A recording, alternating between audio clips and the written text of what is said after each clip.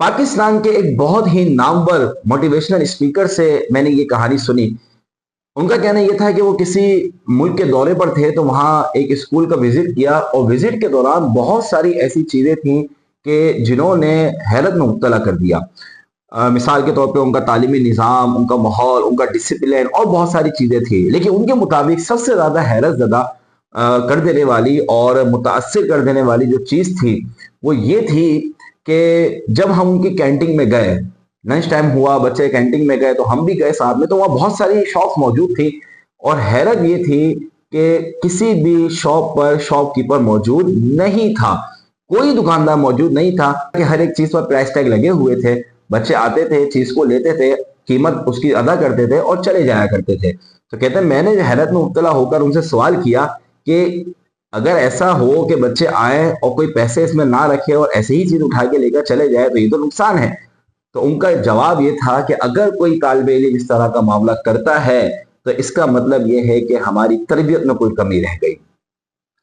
नाज़रीन, ये बहुत अहम बात है। तालीम और तरबियत, ये दो लफ्ज़ हम सुना करते हैं। तालीम अपने मकाम पर एक बहुत ही अहमियत रखती है, लेकिन जो तरबियत है ये इंसान को जीने का सलीका सिखाती है। ये तरबियत ही है जो आपको बताती है कि कहाँ, किस मकाम पर, किस तरह का रवैया आपको रखना है।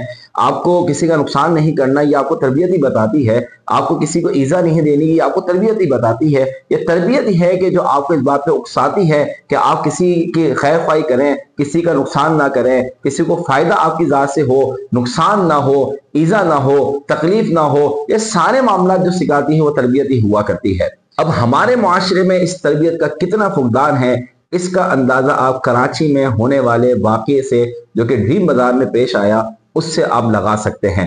हमारी तहजीब, तमद्दुन, तरबियत, अखलाकियात का दर्जा क्या है, इससे आपको बखूबी अंदाजा हो जाएगा कि कुछ सस्ती चीजें हासिल करने के लिए रोड ब्लॉक किए गए, इंतजामिया के रोकने के बावजूद भी उन्हें धक्के देकर अंदर दाखिल हुआ गया, शीशे तोड़े गए, उनके माल को जाया किया गया और इस तरह की और बहुत सारी हरकत करके इस बात को वाज़ेह किया गया कि यहाँ जितने लोग मौजूद हैं शायद वो तालीम याफ्ता तो हो लेकिन तरबियत याफ्ता हरगिज नहीं। और ये कोई पहला वाक़या नहीं है, बल्कि इलेक्शन के जलसे के बाद तकसीम होने वाली बिरयानी हो या आज़ादी के मौके पर खुशी में काटे जाने वाला केक, गरीबों की हमदर्दी में बांटे जाने वाला राशन हो या किसी सड़क पर उलट जाने वाला तेल का ट्रक, हर एक मौके पर हमारे ये नौनिहाल अपनी तालीम, तहजीब, तमद्दुन, तरबियत और अखलाकियात की आला मिसालें कायम करते हुए नजर आते हैं। और हमें इस तरह के वाकयात पर हैरत ज़दा भी नहीं होना चाहिए कि जिस मुआशरे में तरबियत कबूल करने वाली उम्र में बच्चों को मोबाइल और इंटरनेट थमा दिया जाए,